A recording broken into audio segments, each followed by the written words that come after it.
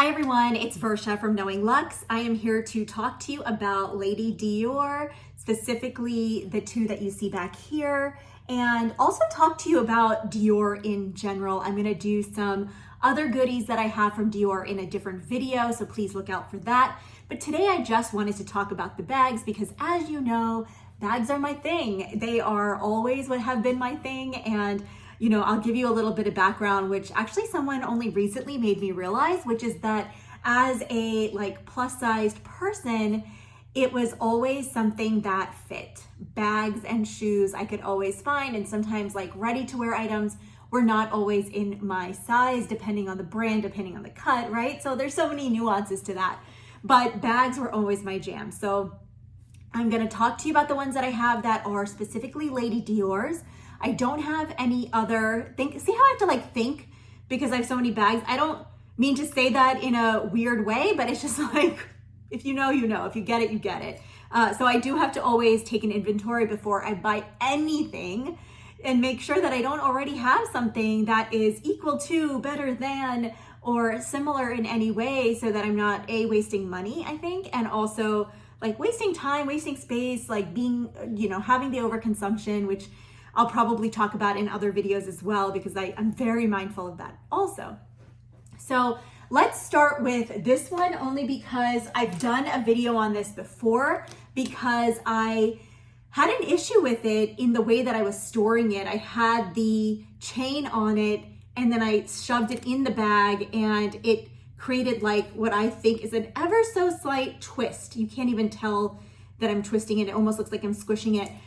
But this was the first bag from Dior that I ever fell in love with. It is not part of the Dior art, though I think, quite frankly, it is to that caliber.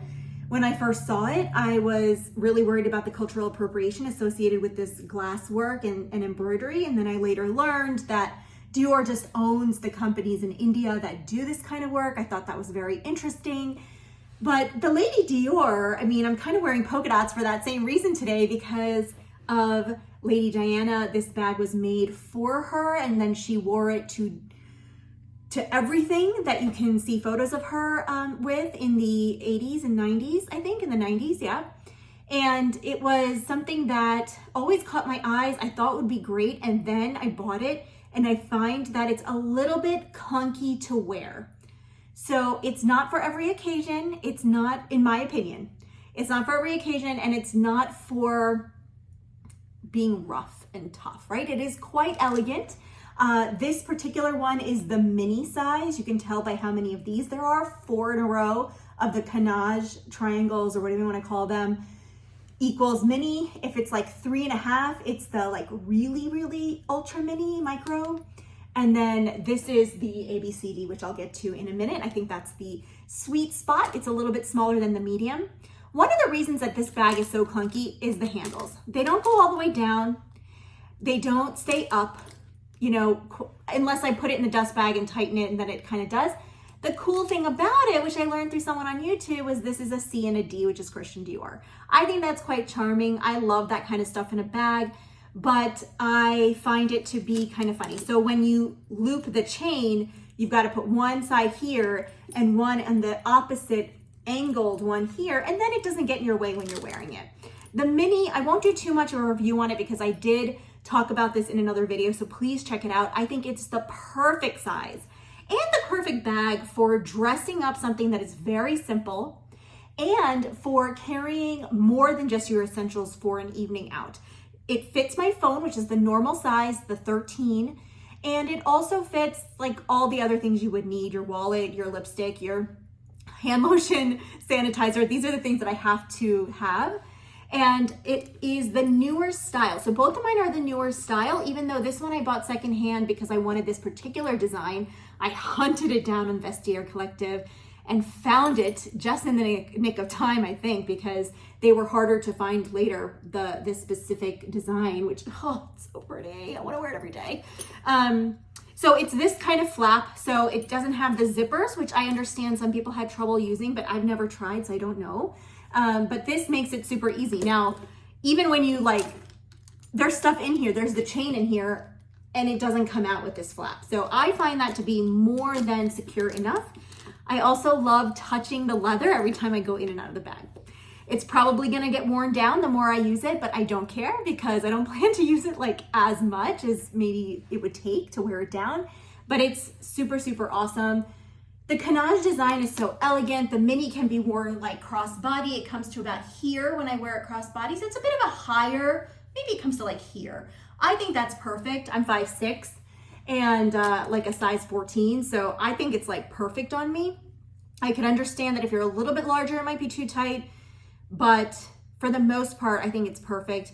If you're a little more slim, I think it would look even more elegant, and it would sit, because it's a boxy thing, it kind of sits away from your body. So I'm always a little bit conscious of that, especially with the larger one, but something to consider. I think for me, what I would say in hindsight is try it on before you buy it, especially because I think it looks better on camera than you may necessarily feel once you have it. But the way it feels on me is different than how I think it actually looks on me. So I think it looks really great. But the feel of it, you have to get used to. I think you have to be a real bag lover to really understand the clunkiness of it because, you know, unlike Princess Diana, we're not living this ultra graceful lifestyle where we can just like carry around our bags, toting them around and then setting them aside and no one's gonna steal it, right? So not that I go to a lot of places where things are stolen, but I think you know what I mean.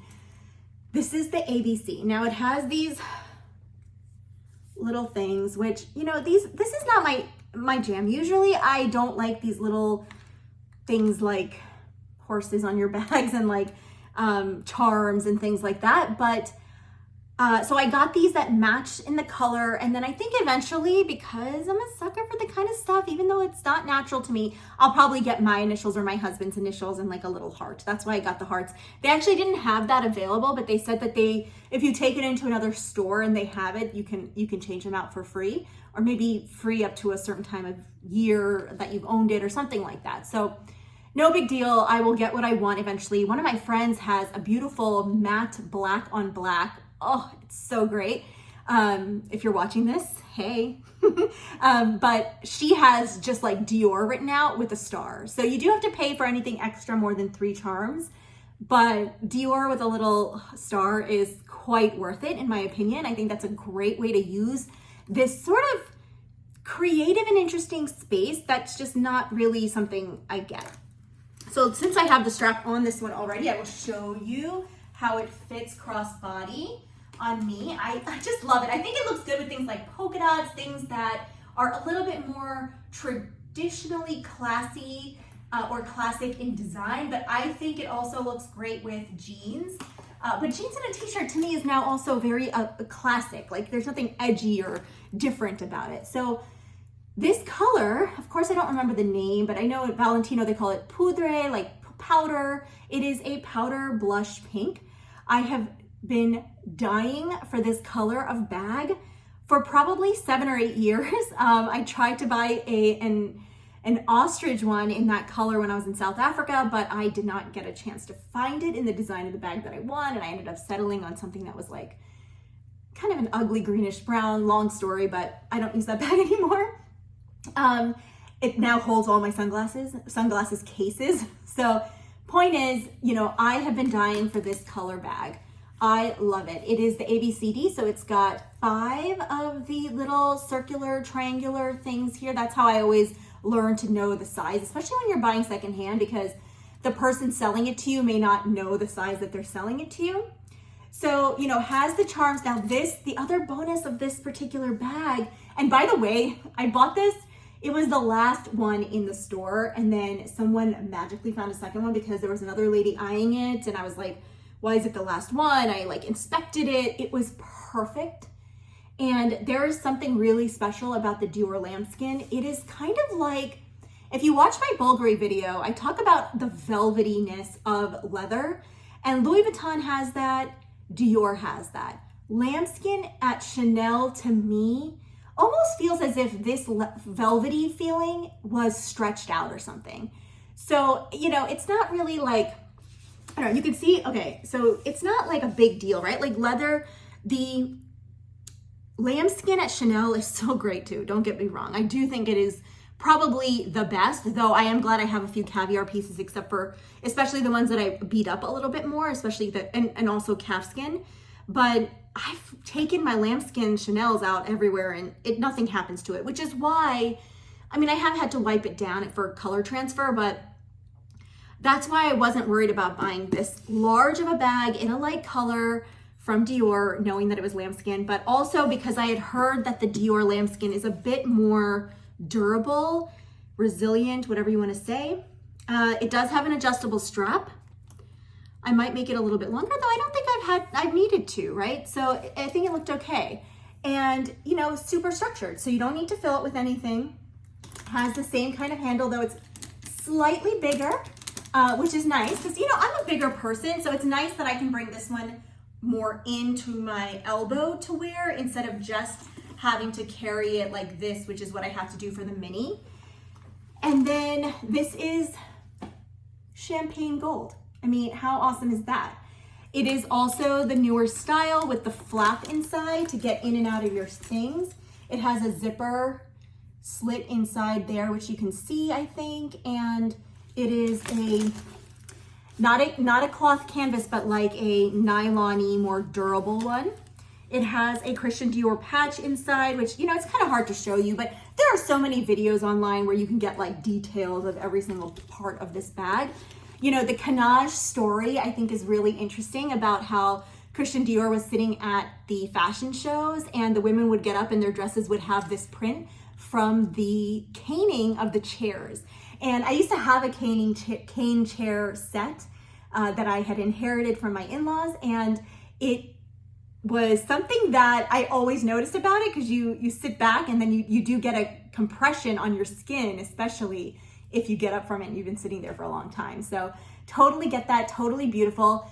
The other last piece that I will share with you that I think is so worth mentioning is that when I was in Paris, I went to the new flagship at 31 Montaigne and had a cocktail at the restaurant there, for which you should definitely make an appointment. Also, the circular staircase, that's really cool. It is only available by appointment to what they're calling kind of like a museum. And if you want to make appointments to that, you got to go online and do that. It's in a separate building from the shopping. But I cannot wait to tell you my experience about that particular shop. So this came from, actually not that one, this one came from the Rue Cambon area one. So that's near Place Vendôme in that shopping district.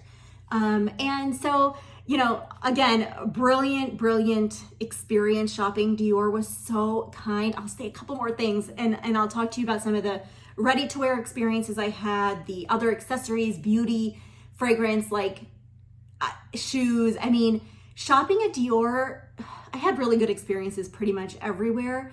But Dior, everybody is just like, it's almost as if they love their job. They love you. They want you to have the most amazing experience. They're having a good time. They're really into their products. And it just really shows. And so I hope they maintain that. I hope they keep that up. It makes the experience so special. And especially when you're a little intimidated, you don't know what you want, or you're just hesitant. Like I was hesitant to try on a particular skirt because I didn't think it would fit me. The guy who was helping me was like, don't worry about it, try it on, I'll get you another size, blah, blah, but I really think it'll fit. And I'm telling you, it looks so good on me. I was tempted to buy it for $5,000, but I didn't. And I'm wondering if I'm gonna ever regret that, but I can always get it. It was the classic tulle Dior skirt, which, oh my God, probably looks good on everybody. And so I just cannot rave enough. Like if you want a luxury experience that's gonna blow you away, go to Dior. So that is my video. If you made it this far, please like it and subscribe to my channel. I'm gonna be doing a lot more of these videos, getting more in depth about the things that I love. And I hope to connect with you. You can follow me on Instagram at Knowing Luxe and DM me. Let me know what you think about this bag in the comments. And I look forward to hearing from you.